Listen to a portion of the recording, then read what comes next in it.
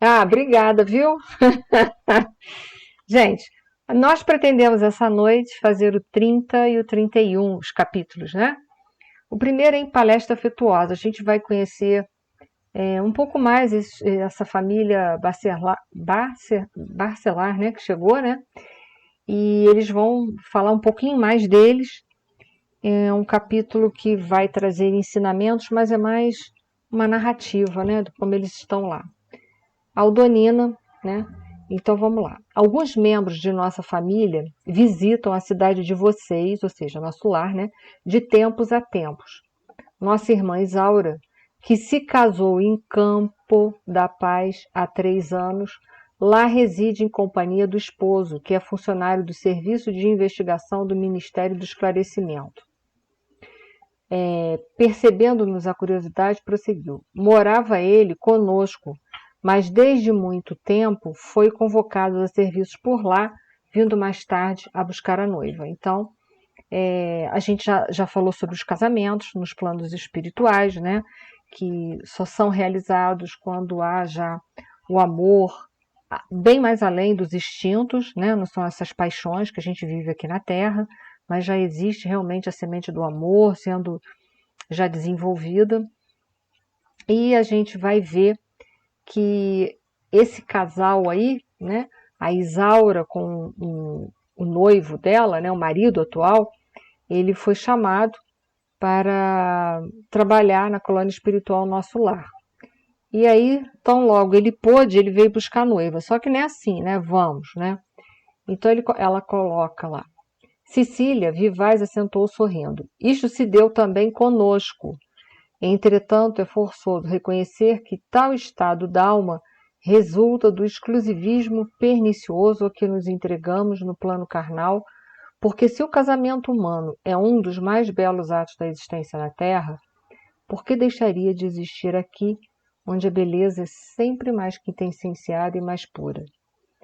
E além do mais, é imprescindível ponderar que não vivemos à revelia das leis sábias e justas.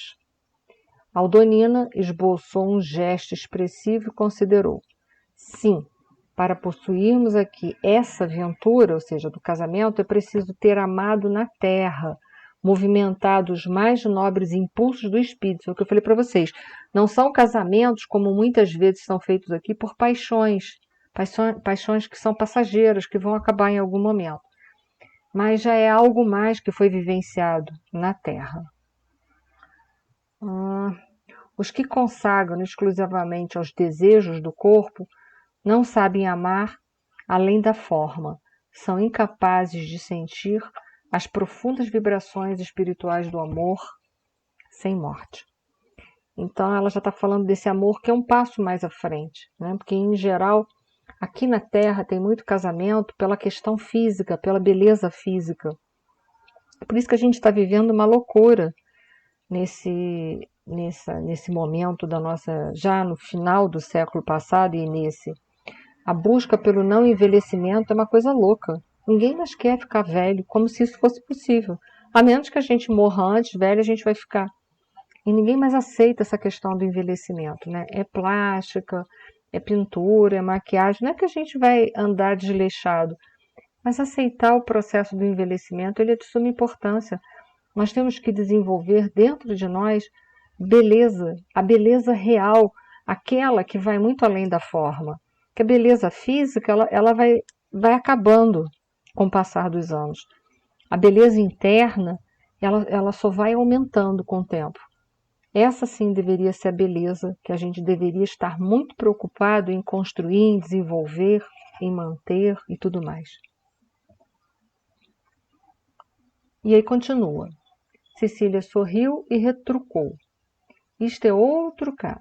Isaura não poderia correr atrás do noivo, porque estava em situação inferior à dele. A Isaura, lembra que casou com o Antônio, que foi trabalhar no Ministério do Esclarecimento lá no Nosso Lar? Então, ela estava abaixo, né? Então, ela teve que fazer algo, né? Então ele coloca assim, não poderia correr atrás do noivo porque estava em situação inferior à dele. Então ela teve que trabalhar para poder estar lá. Mas Antônio, como superior, poderia descer a buscá-lo. Não creiam, porém, que o matrimônio se tenha verificado sem qualquer preparação ou exigência, ou seja, ela teve que se preparar também. O noivo poderia conduzi-la sem qualquer formalidade desde que recebesse o devido consentimento, porquanto obtivera permissão das autoridades do nosso lar. Mas um dos chefes de serviço aconselhou a Isaura nesse sentido, explicando-lhe que, como administrador de uma colônia em condições de inferioridade, não podia opor qualquer embargo, mas pedia à noiva preparar-se por 6 anos sucessivos em Campo da Paz, antes da partida definitiva, acrescentando sensatamente que, num casamento de almas, é indispensável apurar o enxoval dos sentimentos. Então, era o enxoval dos sentimentos que ela prepararia em 6 anos. Imagina se a gente esperaria isso tudo aqui, né? Vamos lá. Nossa irmã, que foi sempre muito prudente, aceitou a solicitação e trabalhou durante todo esse tempo em nossa colônia, adquirindo valores culturais e aprimorando o campo do pensamento. Então, ela fez um preparo espiritual bem significativo para que ela pudesse merecer verdadeiramente estar numa boa condição em nosso lar, seguir com o noivo. Não é simplesmente assim, eu vou e está tudo resolvido, né? Lá tudo é com muito trabalho, né? É com méritos. Aqui é com jeitinho, lá é com méritos. Aqui no Brasil a gente dá um jeitinho, passa fila, arranja um padrinho. Lá não tem isso não, gente. Lá o negócio é outro. Vamos lá, Patrícia, pode falar.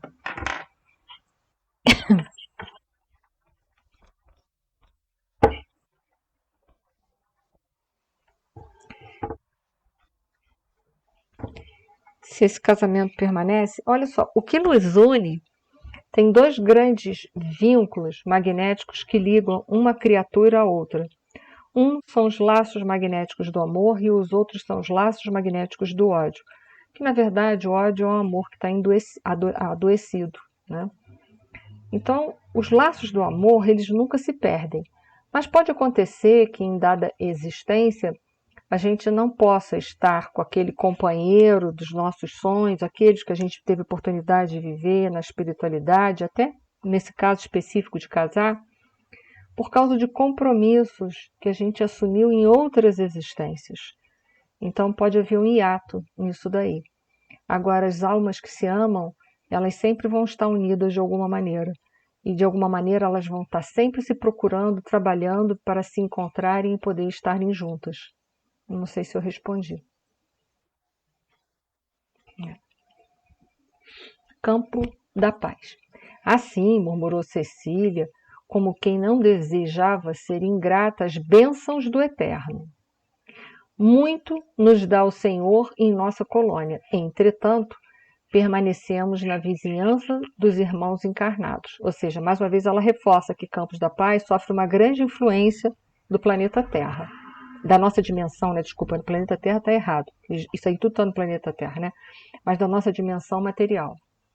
As tempestades que nos atingem obrigam-nos a serviços constantes. Os quadros interiores que nos cercam são profundamente dolorosos. Nossa cidade não possui ministério da união divina nem da elevação. Isso a gente viu no outro capítulo, tá? Por eles estarem muito próximos à crosta terrestre, à nossa dimensão material. Não podemos receber a influência superior com muita facilidade. Claro, eles estão afastados, como a gente aqui também, para a gente receber essa influência dos planos superiores, a gente tem que entrar numa disciplina de pensamentos, em oração, em jejum dos pensamentos, e não da boca tão somente, né, mas principalmente dos pensamentos, para que a gente possa perceber a presença, o auxílio da espiritualidade superior. Eu parei. Não podemos receber a influência superior com muita facilidade. Nossos trabalhos de comunicação e auxílio necessitam ainda de muita gente educada no Evangelho para funcionar com eficiência. Aqui na Terra não é muito diferente, né, gente? Além disso, temos os problemas de finalidade. Nossa colônia foi instituída para socorro urgente. Então, a missão da colônia Campo da Paz é diferente da colônia espiritual Nosso Lar.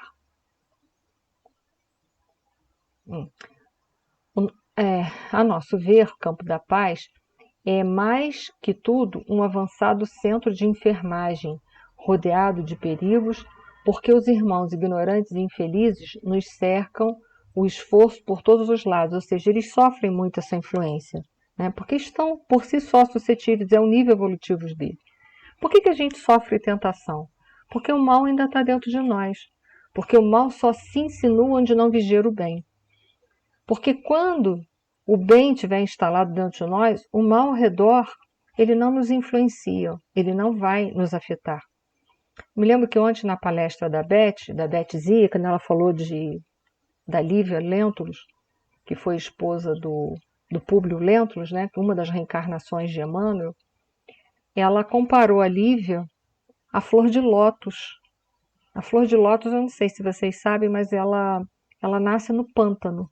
E ela é uma flor linda, belíssima, mostrando que a gente pode resplandecer, a gente pode florir, a gente pode ser em essência do bem, mesmo no meio daquilo que é sujo, que é enfermiço. Então, é assim, Campo da Paz não é um local onde existe um empecilho de você florescer. Mas é como estar dentro do pântano tentando ser flor de lótus o tempo todo. É importante, a gente quando está aqui na dimensão da Terra, a gente também pode ser flor de lótus. Mas a gente não pode esquecer que a gente está rodeado pelo pântano. Pântano do quê? Das nossas paixões, das paixões das outras pessoas. Quando a gente vence a nossa paixão, a gente deixa de ser pântano e passa a ser flor de lótus.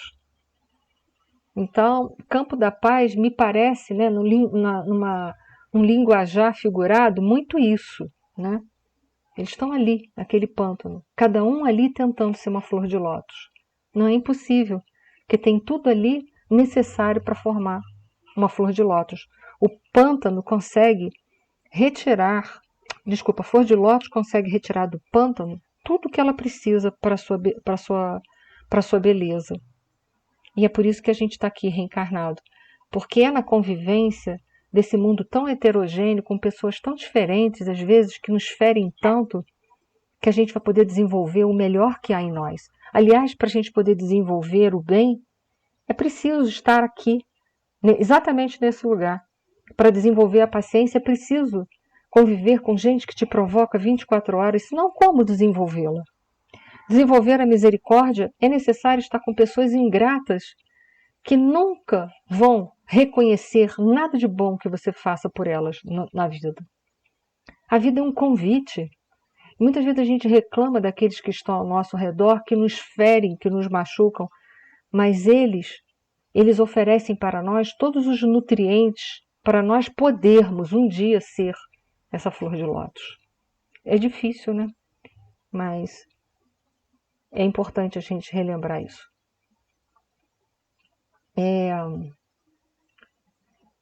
De 10 em 10 quilômetros, nas zonas de nossa vizinhança, há postos de socorro como este, que funcionam como instituições de assistência fraternal e sentinelas ativas ao mesmo tempo. Então, Campo da Paz é uma colônia que tem diversos postinhos de socorro. Olha que legal!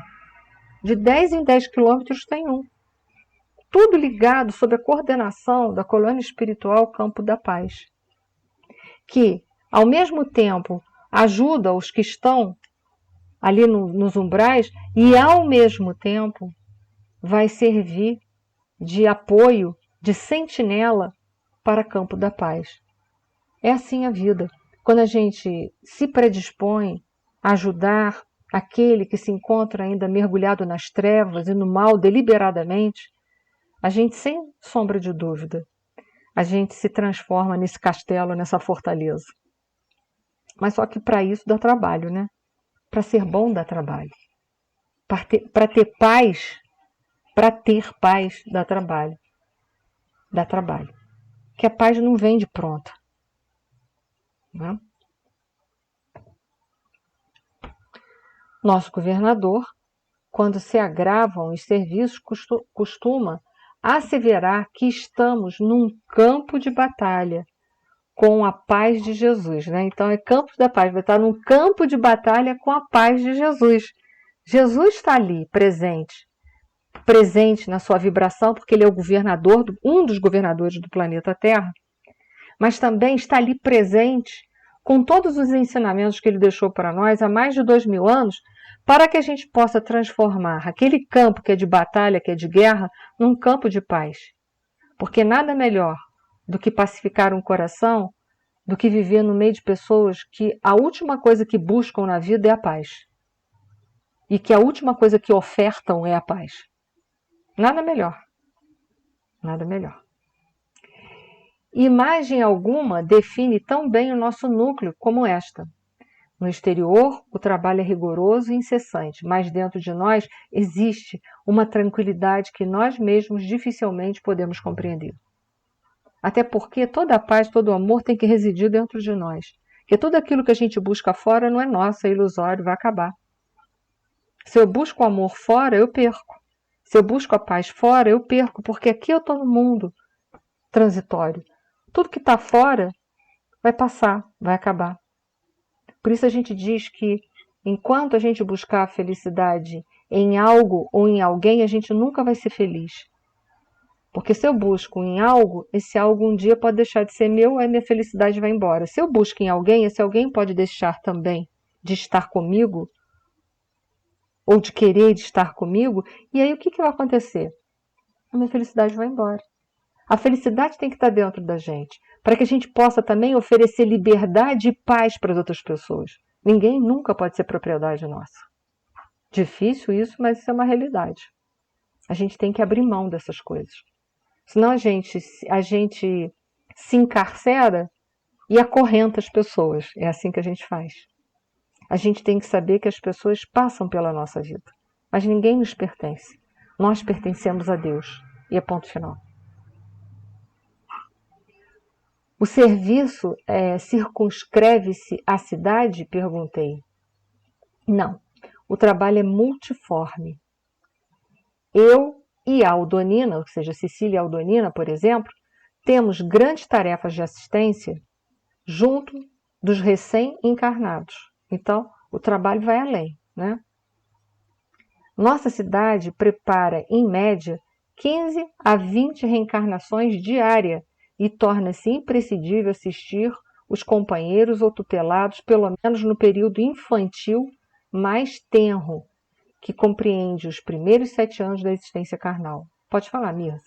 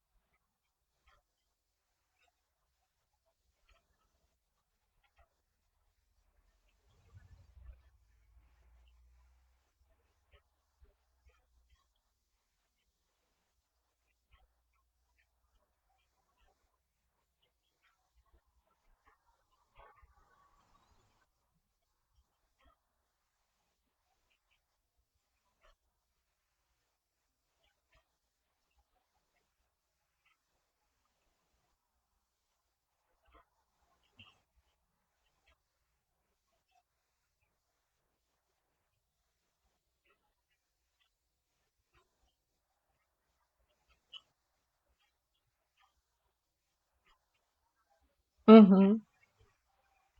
Sim.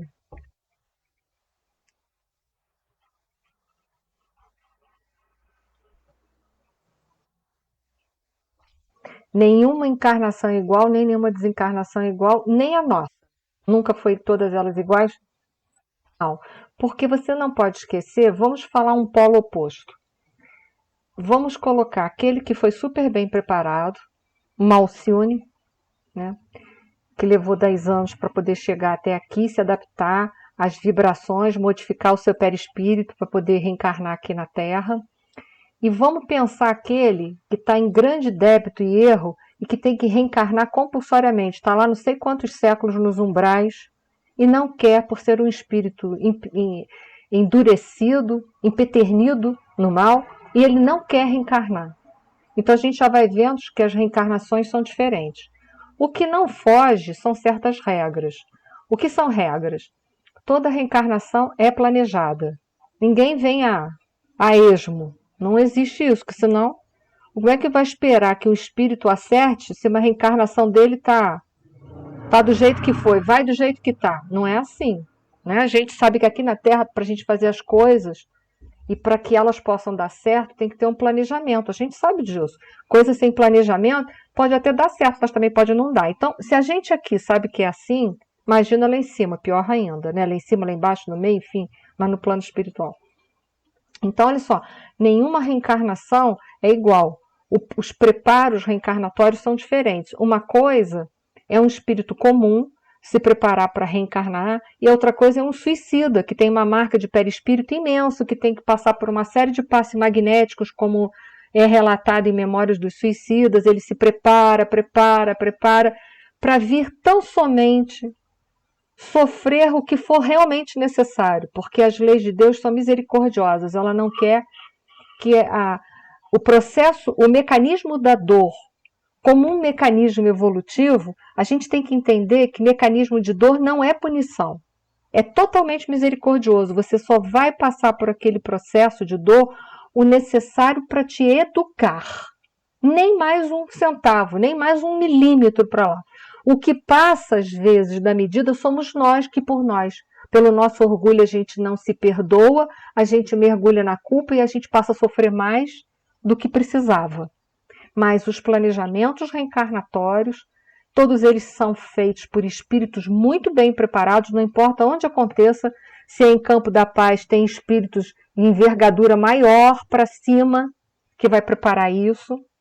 Essas duas moças que acompanham os recém-encarnados, não pensem em vocês, que eu vou agora colocar isso aqui agora. Elas não são mentoras. Nós temos que olhar lá no Livro dos Espíritos, quando Kardec fala sobre anjo de guarda. Nós temos anjos de guardas, espíritos familiares e espíritos simpáticos que nos acompanham. Então tem que entender, essas moças, se elas estivessem na condição de mentoras, elas não eram de Campo da Paz. Então entendam, tudo isso é muito importante a gente entender. Então as reencarnações, todas elas são planejadas. Porém, o processo da reencarnação vai ser diferente. Da onde você vem, qual é a sua bagagem, o que pode ser feito, a sua reencarnação é compulsória, não é? São trâmites que são diferentes. O que não foge nunca é que todas são planejadas, todas.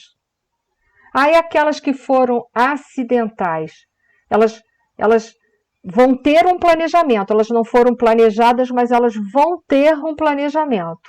Elas vão ter. Entendeu?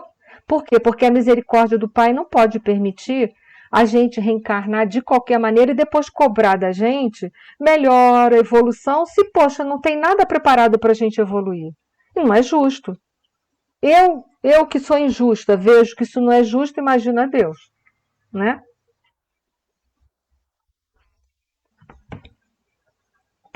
Aqui foi, né? Então a gente sabe que o período infantil, quando isso André Luiz que traz sempre para a gente nas suas obras, aos 7 anos de idade termina o processo total de ligação do perispírito com o corpo físico, tá bom?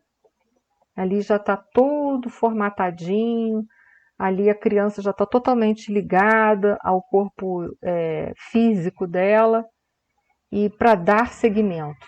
tá? A sua reencarnação. Termina justamente, o seu processo de reencarnação termina aos 7 anos. Olha como a reencarnação é um processo, né?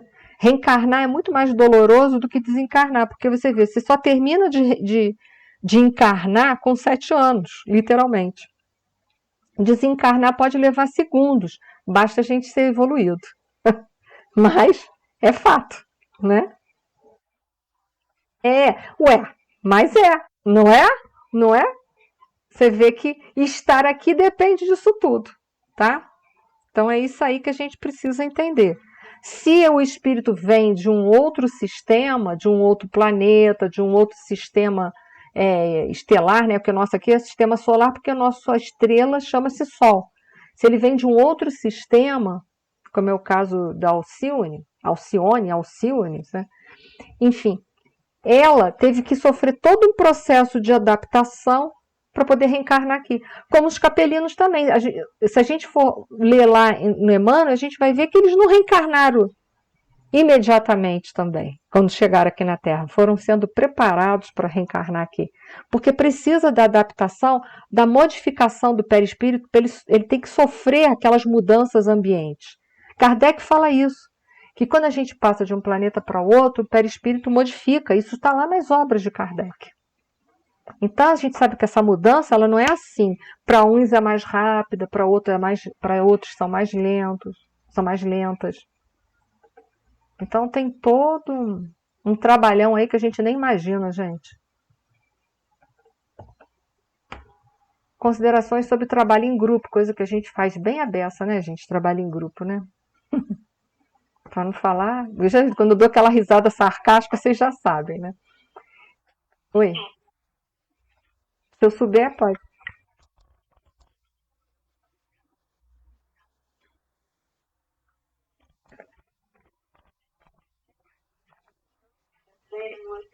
Sim,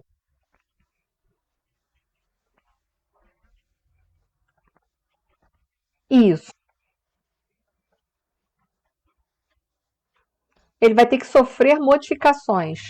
Não na sua essência, mas na sua estrutura, sim. Ele vai ter que mudar porque ele vai ter que se adaptar agora a um corpo que é diferente, talvez, da onde ele veio. Então, ele vai ter que sofrer todos esses processos.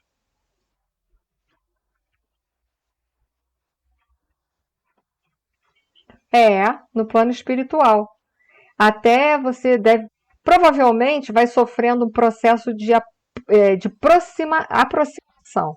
Né? Na espiritualidade, você desencarna aqui, por exemplo, vamos supor que a gente desencarne agora, vou dizer eu, porque senão a pessoa vai dizer que eu estou agorando a morte dos outros, né? Vamos supor que eu desencarne agora e digamos que eu tivesse condição evolutiva, coisa que eu não tenho, mas digamos, para ir para já ir para direto para o mundo de regeneração, outro lugar, não é ficar aqui não, é ir para outro lugar. Tem condições. Eu vou ser preparada na espiritualidade, provavelmente. Depois eles vão ver um planeta nessa condição e eu vou começar a me ambientar nesse planeta para só depois eu poder reencarnar. Isso não é tão simples, não.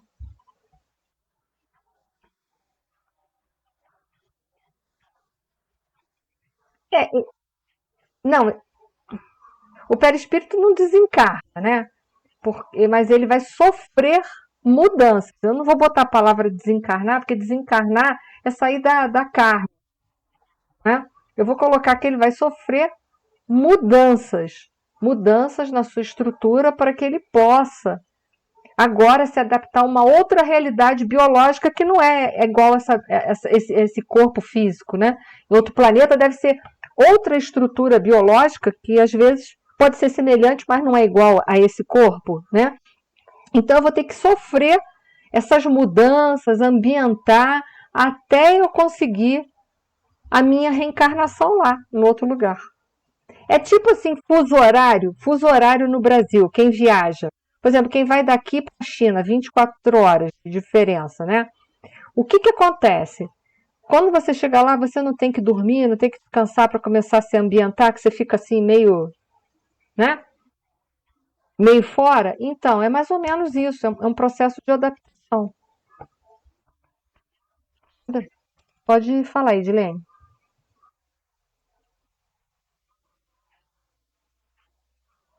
Eu adoraria, eu tô querendo muito. Assim que eu conseguir. Eu estou pensando em fazer sobre planejamento. Pois é, eu estou pensando em fazer planejamento reencarnatório, só que até hoje eu não consegui acabar de estudar. A minha vida está um caos, gente. Desde que caiu aqui a casa aqui atrás, a gente não pôde ainda iniciar as obras, a gente está com uma série de papeladas dentro da prefeitura. Se as coisas fossem fáceis, vocês não têm noção, mas não é fácil. Não é tão fácil como se imagina. Pode ficar esperando que vai sair, eu não sei quando. Espero que antes de eu desencarnar, senão eu vou ter que voltar, né? Ah, pois é. Ei, Deus do céu. Então vamos lá, trabalho em grupo, né? Felizmente, porém, temos as faculdades de volitação bastante adestradas. Raramente encontramos empecilhos vibratórios e podemos, por isso mesmo, agir com grande economia de tempo. Além disso, somente nossos instrutores vão ao serviço sozinhos. Quanto a nós, não saímos, a não ser em grupos, né? Necessitamos auxílio recíproco, não só no que diz com a eficiência, senão também no que se refere ao amparo energético. Por quê? Porque sofre assédio de tudo quanto é lado. Então, sair sozinho é muito complexo. Você pode sofrer um assédio e não ser suficientemente forte para conseguir sair e se desembaraçar daquilo.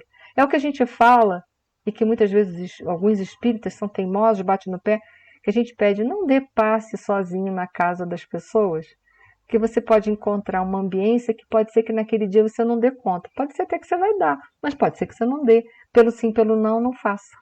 É ali a mesma coisa eles podem sair, mas eles não saem, porque eles não se sentem preparados o suficiente. Então o que eles fazem? Eles saem em grupos, porque qualquer problema no meio do caminho, mais pessoas, é mais fácil de se livrar de uma situação do que uma pessoa sozinha. Pode ser persuadida.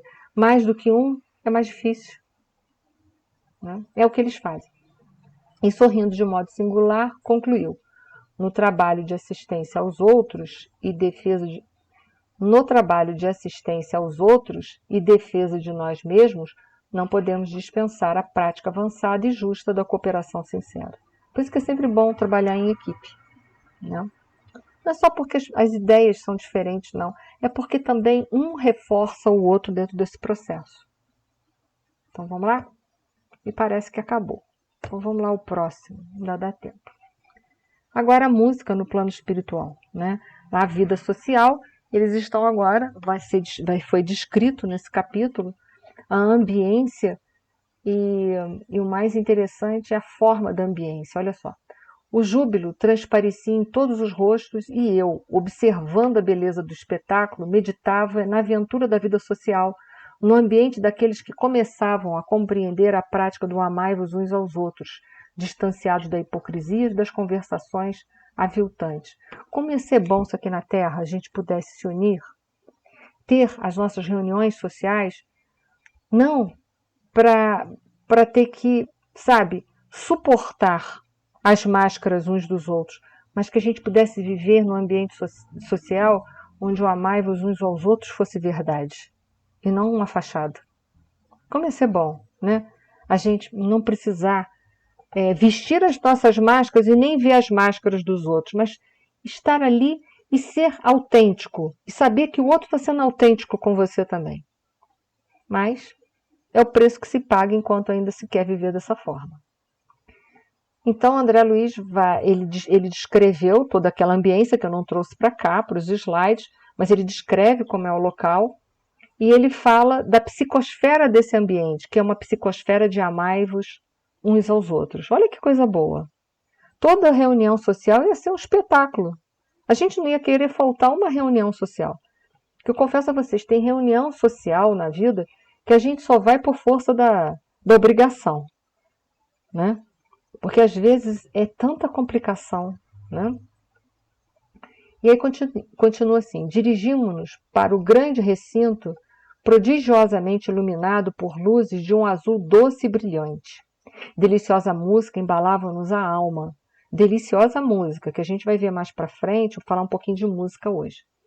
Observei então que um coro de pequenos músicos executava a harmoniosa peça, ladeando um grande órgão, algo diferente do que conhecemos na Terra.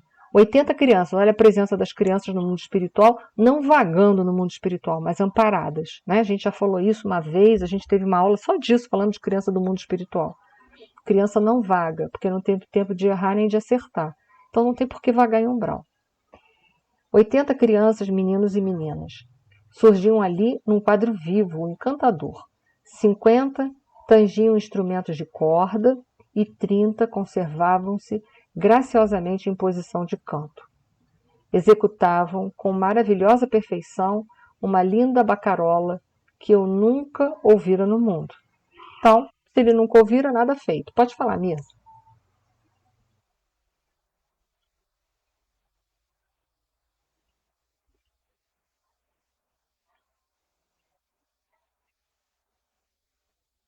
Sim.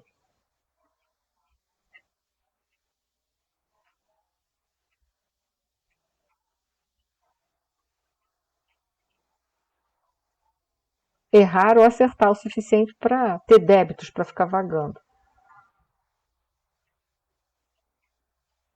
Sim, elas não são crianças, mas quando se desencarna em idade ainda de criança e você não teve tempo de errar, não tem por que vagar em umbral. É, naquela encarnação. Salvo as crianças que já cometeram delitos, porque hoje, cá entre nós, né? Tem uns que matam os outros, como Kardec também falou isso na revista Espírita, né? De uma criança que prendeu uma outra dentro de uma caixa, né? De coisa e tal. Então a gente tem que entender que tudo na vida tem exceção. Mas as crianças que desencarnam e não tiveram tempo de errar, elas estão 0 a 0. Então entenda, não tem por que ficar vagando em umbral. Elas vão ser acolhidas da colônia da onde elas vieram e, consequentemente, vão ser amparadas ali, tá? Pode falar, Ana Lúcia.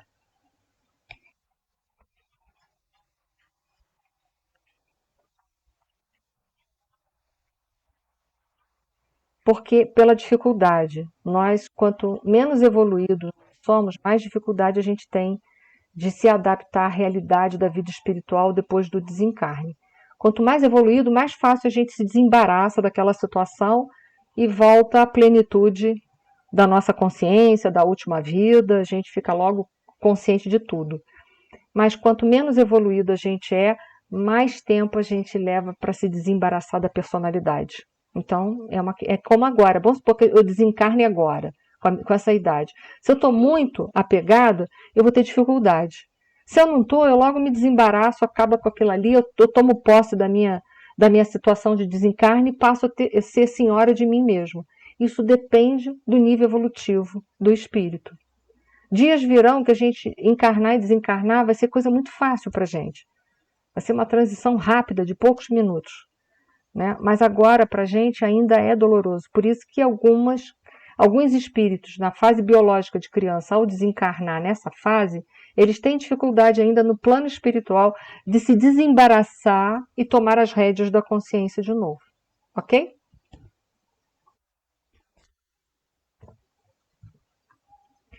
Depois, nos slides que vocês vão receber, se vocês tocarem aqui, ó, vai sair lá no YouTube a Toccata e Fuga em Ré menor de Bach. Ela é muito conhecida, eu particularmente gosto, a maioria deve conhecer também. Né? Então ela coloca assim: eu, disse a jovem corando, se a senhora vem das altas esferas, onde a harmonia é santificada e pura, como poderei executar para os seus ouvidos? Né? Que a Cecília foi convidada a tocar o órgão. Né? Não diga isso, Cecília. Tornou sorridente a generosa esposa do administrador, que é a Esmalha, né? A música elevada é sublime em toda parte. Vá, minha filha, lembre-me o lar terreno nos dias mais belos. É aí que ela vai tocar a Toccata e Fuga de Bach, que era a música que a Esmalha ouvia no lar dela, quando ela ainda era jovem, encarnada.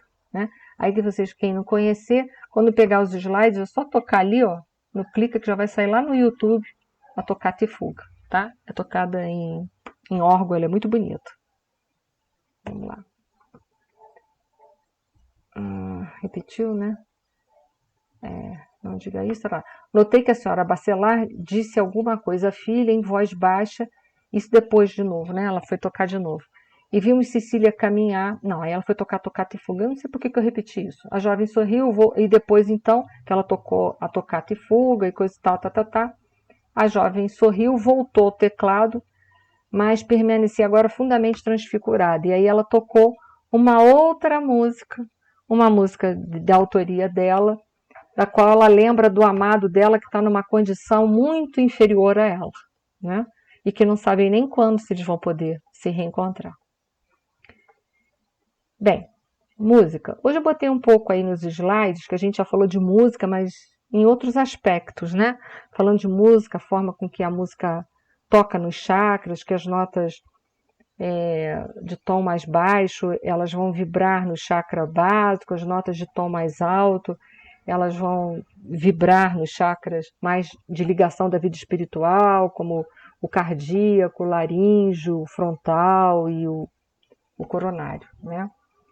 Mas esse aí eu vou deixar para vocês lerem nos slides. Eu vou ler alguma coisa, mas não muito.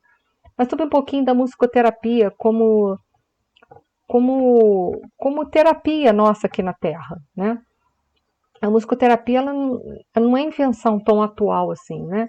Muitos já pesquisavam, muitos filósofos até da antiguidade, eles já percebiam que a boa música ela pode se tornar um remédio para a alma, pode harmonizar o corpo. E é verdade.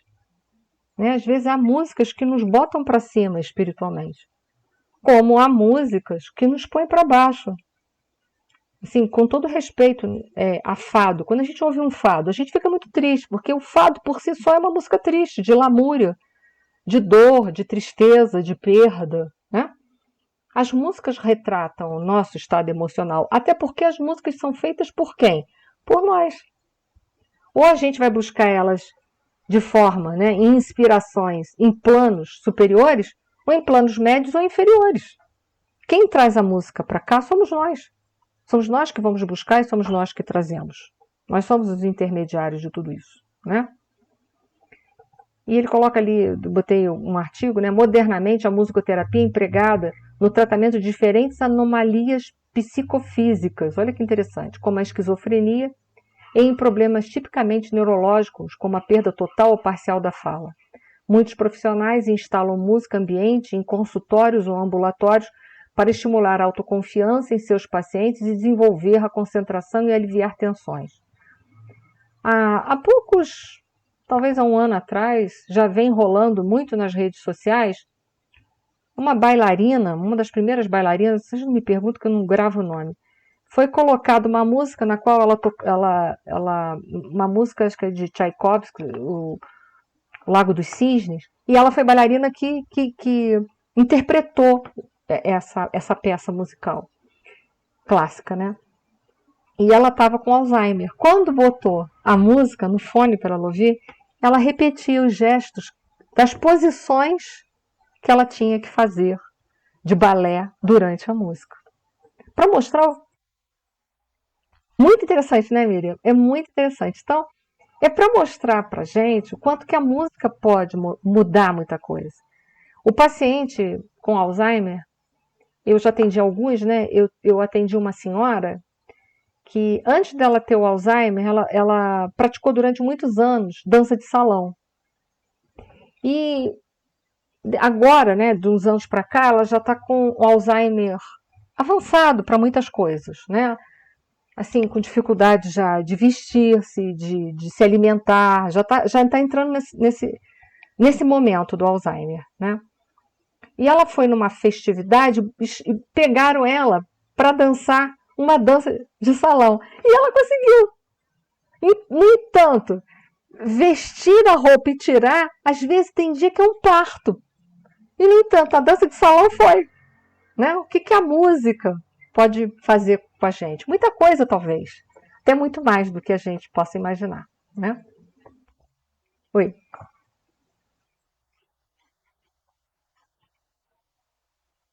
Sim, isso foi muito bem lembrado, isso mesmo. É muito bom. Foi isso. Como a música. Exatamente, foi bom ter lembrado, é verdade. Muito bom. Né? Que aquela pesquisa do Dr. Emoto, E lá ele fez a pesquisa com música clássica, com rock, né, aquele metal pesado, etc., com os discursos por exemplo, da Madre Teresa, discurso de Hitler, enfim, música, e viu como a música pode ou manter a forma cristalina da água ou torná-la amorfa, ou seja, sem forma, né? Muito lindo. Então, é para a gente ver o quanto que a música pode mudar a nossa vida, né? Então, os musicoterapeutas falam, é incontestável a enorme influência da música e dos sons sobre seres humanos, animais e plantas. E é verdade, às vezes as próprias plantas, dependendo da música que a gente bota, ela fica mais viçosa, né? As pessoas que aprendem a tocar um instrumento desenvolvem maior sensibilidade e introspecção, sem dúvida, né? Então aí, nesses slides, só a título de curiosidade, né? Os musicoterapeutas, eles fazem pesquisas como os instrumentos podem promover efeitos no organismo diferentes. Por exemplo, o piano combate a depressão e a melancolia, o violino combate a sensação de insegurança, a flauta, o nervosismo e a ansiedade, os metais de sopro inspiram coragem e impulsividade. E os benefícios da música, segundo os especialistas, a música harmônica pode funcionar como? A música harmônica, né? Antineurótico, antidistônico, anti-estresse, sonífero e tranquilizante. Quantas músicas hoje são usadas para adormecer e que realmente relaxam a gente, porque ajuda a gente no processo de dormir, né? Regulador psicossomático, equilibrador do sistema cardiovascular, equilibrador do metabolismo profundo, e vai por aí afora, né? Pode falar, Patrícia. Tá sem som.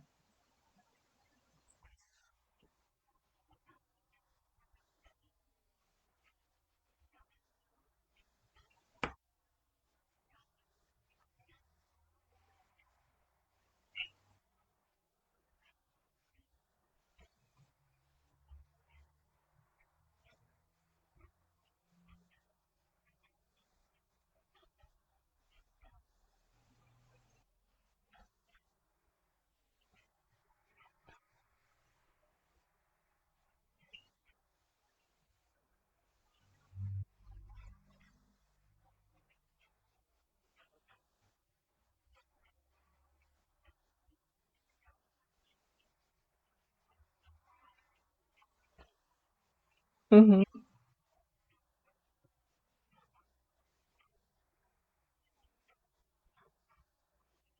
uhum.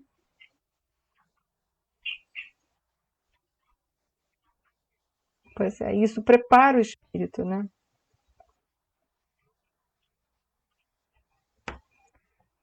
Para ver como a música, ela muda mesmo. A gente que já teve experiência com pessoas da família, ou até com outros tipos, né, de pessoas, no meu caso, pacientes, a gente vê que a música muda a gente até, né? E voltando, os musicoterapeutas, eles fizeram, né, eles verificaram que a música ela é capaz de mexer no sistema nervoso central, endócrino, no sistema nervoso autônomo, mexendo com as funções dos órgãos internos, psíquicas, memória, etc. E tal. Então, eles verificaram alguns efeitos importantes a nível fisiológico, né? Ritmo cardíaco, redução do impacto do estímulo sensorial, pressão arterial ficou melhor, funcionamento das glândulas sudoríparas, secreção do suco gástrico. Tudo isso eles viram que é capaz de harmonizar com determinadas músicas que são boas. Mas eles verificaram também que existem músicas cujos ritmos são perturbadores. E aí eles alegam que músicas de ritmo muito marcado, como o samba, ou dissonantes, ou o rock, embora funcione como estimulantes, porque são estimulantes, exercem efeito dispersivo sobre o sistema nervoso, impedindo a concentração e o relaxamento. Assim, conforme a qualidade, intensidade e quantidade, o som pode beneficiar ou agredir o nosso organismo. Isso é um fato. E aí eu só trouxe nesse slide aqui para lembrar que também em nosso lar eles têm o campo da música, né? Em que existem lá, nas extremidades do campo da música, gostos variados. E mais para o interior do campo da música, música mais, música mais selecionada e sublime para nos fazer a conexão com o maior. Então, a música, a gente tem que aprender a selecionar, né? Tem músicas que vão nos ajudar. Boa noite, Eduardo. E músicas que podem nos desarmonizar terrivelmente, né? Aí são só os slides mostrando a Cecília tocando a música, né?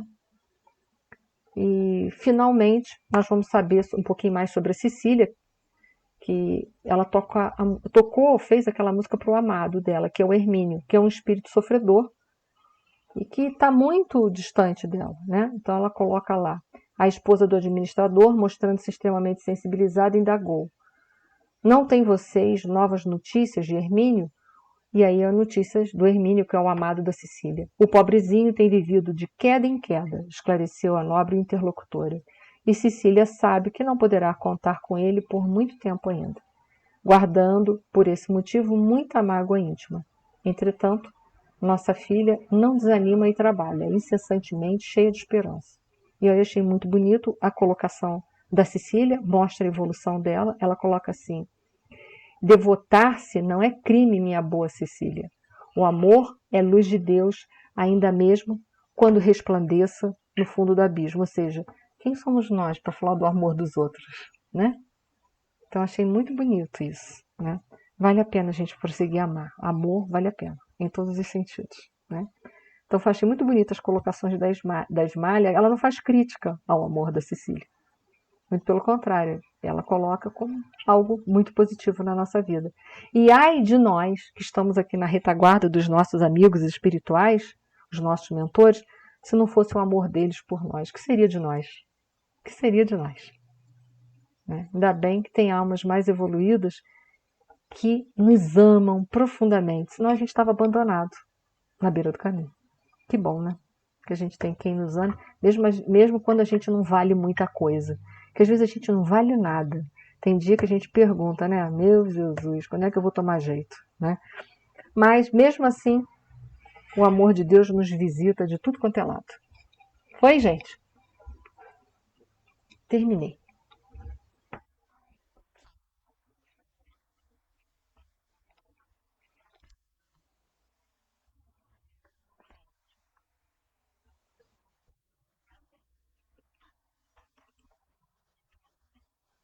Sim.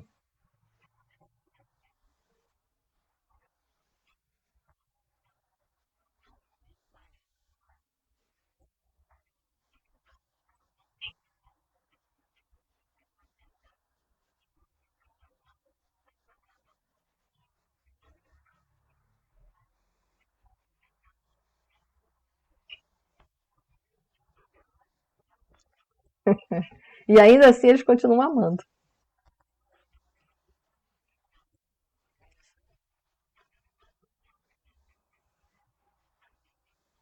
E ainda bem que a gente tem esse amor. A gente não ia suportar viver aqui.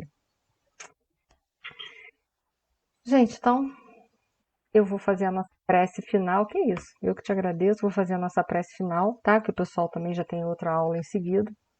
Agradecendo a presença de todos, desejando uma semana de paz e luz. E vamos à nossa prece.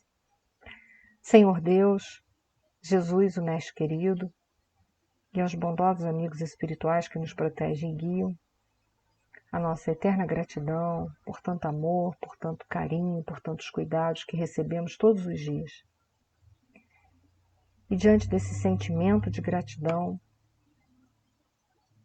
que esse sentimento ele possa se estender por toda a terra, unindo a tantos outros sentimentos enobrecidos em prol de mudanças do planeta, de mudanças vibratórias do nosso planeta. Que essas nossas boas vibrações unidas a tantas outras possam ir ao encontro de todos aqueles que se encontram ainda muito conflitados, que se encontram ainda muito distanciados das leis de Deus, do seu amor, da sua misericórdia, para que essas vibrações possam tocá-los e ajudá-los na mudança necessária, para que eles também possam, junto conosco, Senhor, saírem dos ciclos reencarnatórios de dor.